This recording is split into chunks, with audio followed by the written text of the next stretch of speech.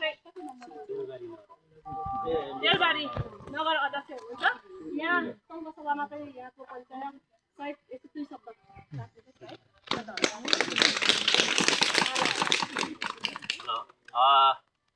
सम्पूर्णमा जय माटो जय देश जय श्रमदान। आज मलाई एकदमै खुसी लागेको छ। म चाहिँ मेरो नाम पर्वत राई, मेरो जन्मस्थान चाहिँ सङ्खुवासभा जिल्लाको अहिले चिचिला गाउँपालिका वार्ड नम्बर 4 पर्छ। साबिक मत्स्यपरी गाविस वार्ड नम्बर 3 हो र उहाँ जो खातबारी नगरपालिकाको हाम्रो पार्टीको सचिव तारा राईज्यू चाहिँ मेरो मामा पर्नुहुन्छ। उहाँसँग मेरो सम्पर्क भएको थियो अनि आइतबार चाहिँ माने भन्ज्याङमा श्रमदान हुँदैछ है भन्ने खबर सुन्न साथ मलाई पनि यहाँ जोडिन मन लाग्यो, यहाँ आउन मन लाग्यो। ठ्याक्कै काम पनि यहाँ परेको र यहाँ जोडिन पनि पाउँदाखेरि म एकदमै खुसी छु। र म चाहिँ बेलबारी नगर कार्य समितिको अध्यक्ष।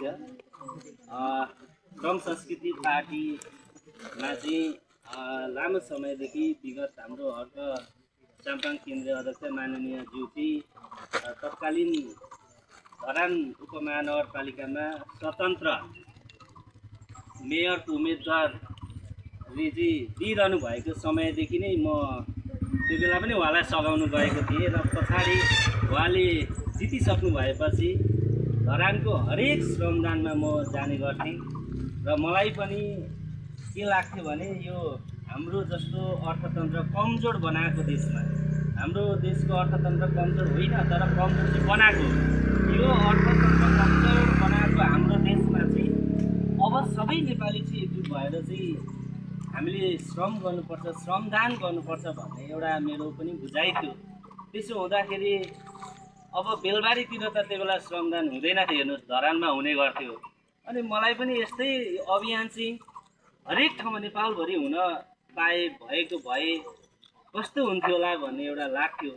त्यसै सन्दर्भमा जब हाम्रो अहिले हाम्रो पार्टीको केन्द्रीय अध्यक्ष माननीय ज्यूले चाहिँ श्रम संस्कृति पार्टीको स्थापना गर्नुभयो, त्यो बेलादेखि बेलबारीमा हामी नि सङ्गठित भएर अहिले बेलबारी नगरपालिकामा 11वटा वार्ड पर्छ। लगभग हाम्रो बेलबारीमा हाम्रो श्रम संस्कृति पार्टीको एकदमै राम्रो छ र बेलबारीमा मलाई लाग्छ आउने स्थानीय निर्वाचनमा हामीले बेलबारीमा हाम्रो पार्टीले निश्चित रूपमा जित्छ भन्ने पनि हामीलाई लागेको छ। त्यो हिसाबमा हामी लागि परेको छौँ र खातबारीमा पनि सबै वडा र खातबारी नगरपालिका हाम्रो पार्टीले जित्छ भन्ने मेरो बुझाइ पनि छ।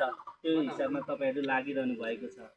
यो फुटेको नेपाली समाजलाई अब हामीले जोड्नै पर्छ कि आजसम्म यो देशमा हामीलाई कहिले पार्टीको नाममा, कहिले जातिको नाममा, कहिले धर्मको नाममा, कहिले वर्गको नाममा, विभिन्न नाममा तपाईँ हामीलाई चाहिँ फुटाइरह्यो। कहिल्यै पनि एक हुन नदिरहेको अवस्थामा अब सबै नेपालीलाई एउटै सूत्रमा बाँध्ने यो श्रम संस्कृति पार्टीको स्थापना भएको छ। त्यसो भएको हुँदाखेरि तपाईँहरूलाई भेटेर एकदमै खुसी लाग्यो। यो लहरे बर आज यहाँनिर अघि भन्नुहुँदै लहरे बर भन्नु बित्तिकै मेरो दिमागमा चाहिँ के छाप छ भने नि आज यो छाप परिवर्तन भएको महसुस गरेको छु। म सानोमा यो खातबारी बजार हामी कहिले काहीँ आउँदाखेरि लहरे बरमा चाहिँ सरुवा बेच्नुहुन्थ्यो लाइनै बसेर।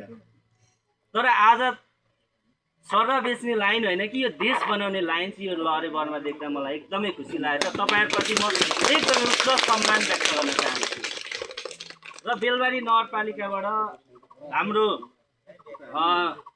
केन्द्रबाट जुन मेयर पदको नाम चाहिँ मागिराख्नु भएको सन्दर्भमा बेलबारी नगरपालिकाबाट एकल नाम मेरो मेयर पदमा सिफारिस भएको छ। यो अलिकति जानकारी गराएँ तपाईँहरूलाई। र मैले अब धेरै कुरा राखिनँ किनभने अघि हाम्रो उहाँलाई म एकदम नजिकबाट चिन्छु र अघि मैले कोयाङलाई उहाँ पनि सोधेँ। अब हाम्रो मावली भाषामा कोयाङ भन्छु मावललाई होइन। अनि उहाँलाई नै भेट्न मन थियो मलाई विशेष गरी। अनि यहीँ भेटौँ भन्ने सल्लाह अनुसार चाहिँ म यहीँ आएँ डाइरेक्ट। र यहाँनिर हामी चाहिँ भाषण गफ भन्दा नि काम गर्ने पार्टी भएको हुँदा मैले धेरै कुरा राख्न पाइनँ।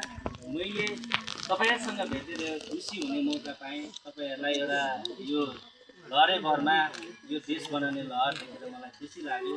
तपाईँहरू खातबारीमा एकदमै राम्रोसँग लाग्नु।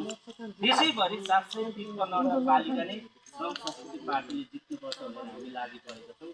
त्यसो हुँदा हामी सबैलाई शुभकामना चाहिँ मेरो आफ्नो भनाइ अन्त्य गर्न चाहन्छु।